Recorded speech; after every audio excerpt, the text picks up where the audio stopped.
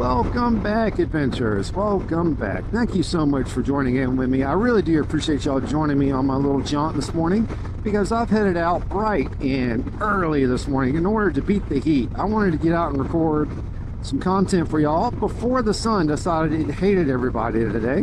So that's what I did. I woke up, had some coffee, helped Brandy do some stuff, and now I'm out and about riding around. But I have to be back. I have a time frame. I have to be back by 9:30. because we have the community live. We have the duct tape communities live at 9:30 every Tuesday, Wednesday, and Thursday. Headed up by Motobomb Virginia, and of course joined on the panel by Sick Bastard, Ray Gregory Rides, Carney, me, Old Mac, Rob's neighbor, which I just called neighbor, and a couple other folks that jump in and jump out from time to time. So what do I have for you today? It's a 5 minutes of your time, and this 5 minutes of your time episode is, well, it depends on how you want to look at it. It is either the fault of or to thanks of Shanghai, China, the People's Republic of China. And for those who don't know, me and Brainy Chameleon actually spent a year and a half in Shanghai. Well, technically not in Shanghai. We were in a little province or a little town outside of Shanghai called Wakshao, or something to that effect. It's been a long time and I can't remember how you pronounce it. But anyway, this is one of those experiences that we had in China. And I'm going to title it the Shanghai Steak. So one of the many things that we did while we were in China was we enjoyed the different types of food and different types of restaurants that we could attend, because they had a little street in Shanghai that was literally called Foreigner Street, and that's where all your foreigner street restaurants were placed. If you wanted German food, there were 2 or 3 good German places. If you wanted Italian was in there. If you wanted like Greek food, that was there. There was like one American place, one Japanese place, and a couple other restaurants from other regions, right? I think there was even an Indian restaurant. I digress. We loved going out to those restaurants because those restaurants tended to cater to the foreigners a bit more than they did to their domestic clients, which is good for us because we were able to get food that we wouldn't normally have access to.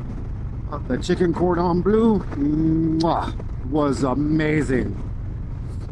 But back into the little town that we stayed in, there was a restaurant that was trying to do the same thing. He was trying his best to cater to the foreigners that had moved into the area. And why were there so many foreigners in the area? Well, because there was a school, an international school, if you want to call it that. King Tao, I can't remember the name of the school either.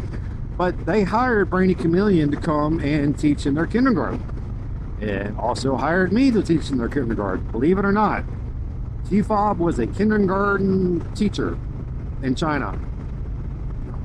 But one night at a restaurant that is called Sidecar Tony's, you know, a name like Sidecar Tony's, you know, T-Fob has got to go in there. I've got to go in there and spend some time with him. I've got to talk to him because he had a motorcycle and it had a sidecar. And I got to see it. Never got to ride it, but I got to see it. But one night we went over there with a group of other teachers, and we decided we're gonna just have a good evening, order some food and eat whatever we can eat. Oh shit, that is a stop sign. That is a stop sign. Ooh. And let's wheel over here because I did not get a chance to gear down properly. Did y'all notice a stop ahead sign up there? I didn't. Jesus. I'm just glad I was able to stop. And I've turned down the road with 2 buzzards and a chicken? Am I seeing this right? What in the hell? Alright, they're ducks. Okay. There's ducks in the road. Way to interrupt the Shanghai steak story, guys. Got 3 ducks in the road. Shit's crazy. Y'all gonna let me by, or is this gonna become a thing? I don't want to hurt nobody. I just want to come by nice and calm, guys. Nice and calm. Take your time. No rush.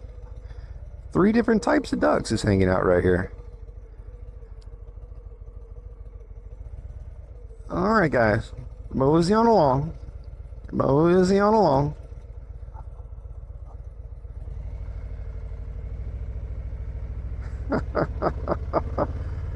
Wow. All right. So anyway, we're hanging out at Sidecar Tony's, and they come to us and they ask us, what would we like to eat? And we're like, what? Well, we haven't had a steak since we've been in China. At that point, we've been in China for over a year, and beef is not a very high commodity there. You can't get your hands on it as easily as you can pork, chicken, duck, fish. I'll talk about the wet market later, but you couldn't get your hands on it, especially a steak. But Sidecar Tony was offering us steaks. They're like, well, how thick would you want them? And we tell them, you know, about how thick I would want my steaks and how we'd want them cooked. So we order probably 8 or 9 steaks, and we're sitting there, we're eating on little side foods, little appetizers, drinking from. Then it was Jameson. I drank a lot of Jameson. Jameson and Johnny Walker Red, to the point where I won't touch Johnny Walker Red at all anymore. And Jameson is a drink that I prefer to stay away from. In fact, I don't really drink anymore at all. But anyway, we were nice and sloshy when these first steaks came out. And of course, being sloshy, we did not pay attention to how these steaks were actually prepared. And a couple of the ladies in our group and a guy or two who didn't get sloshy, a little bit of a cleaner person, you know what I'm saying? They were commenting on our steaks. Those things look rare. You're gonna get sick. You're like, we eat steaks all the time. Blah, blah, blah. You know how your ego gets. Well, not just your ego. I'm gonna be honest, y'all. I was starving. I was hungry. I needed to eat. So I gobbled that steak down, bloody and all. I didn't care. I even ordered something else to eat after. That's how hungry I was, or how drunk I was, actually, probably. More than likely. Let's be real. Let's be honest. It was probably the alcohol telling me I needed to order more food. But the steak was delicious. For something he had never really prepared for anyone before, it was amazing. But what was not amazing was what happened after that steak. Most of us got food poisoning, and not just a small dose of food poisoning where the next day or so we're struggling to function. No, this food poisoning, do I want to go left or do I want to go right? Right looks like a road I don't want to take. Let's go to the left. Wondering where in Wilkinson County I'm at. But anyway, the food poisoning did not hit us just for a day or two. It knocked me down for a solid week. I couldn't drink water without water coming back up and out both sides. I had to go to the bathroom in the shower because it was literally going to come out in any direction at any time. Oh, and I lost some weight that week. I didn't eat, didn't drink. I was under the bus for sure, and that bus was dragging my carcass down the Shanghai highway like it was nothing. Oh. But after that week, everything started finally coming back together, and with the Chinese rice, I was able to start getting some nutrition back in me.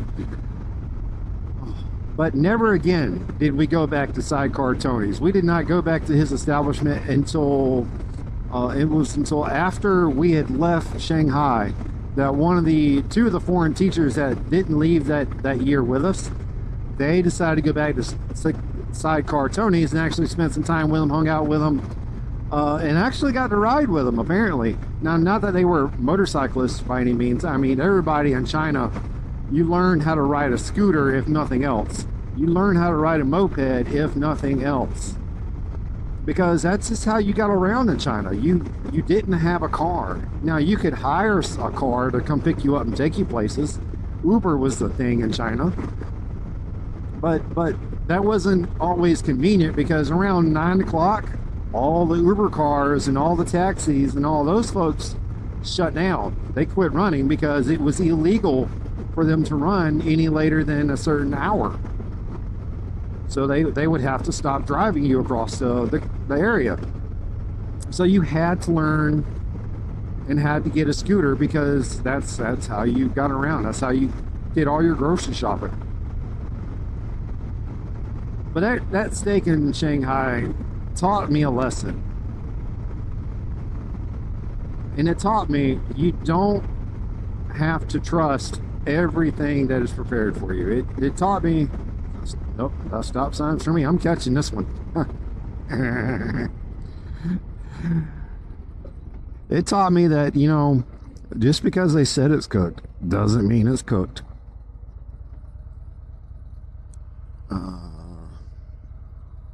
I think I know what road I'm at. This should be 18 again.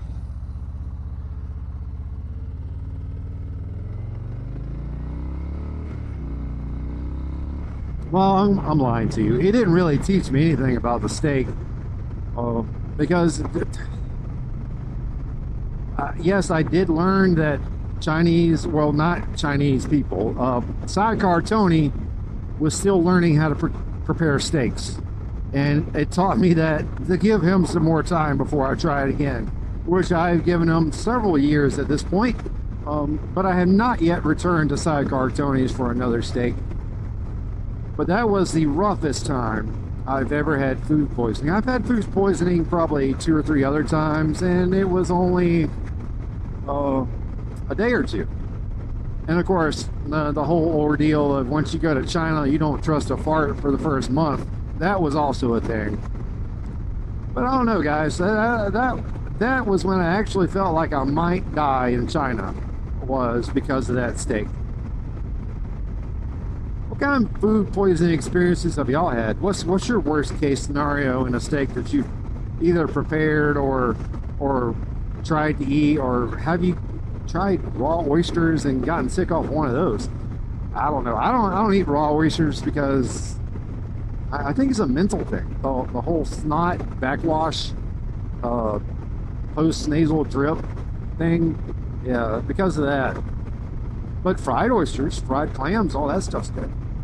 But I digress. I'm gonna let y'all go because it's not helping my stomach at all this morning talking about all this uncooked food and food poisoning. And I do want some breakfast when I get back to the house.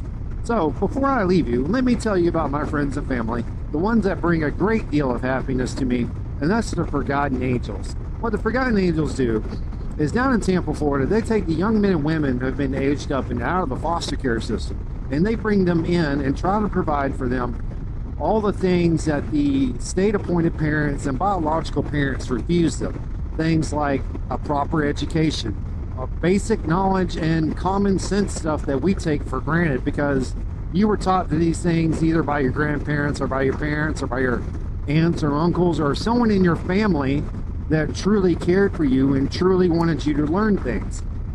These things weren't taught to these young men and women. These young men and women were given the bare minimum that the state requires and set aside and basically told, don't bother me and I'll allow you to live.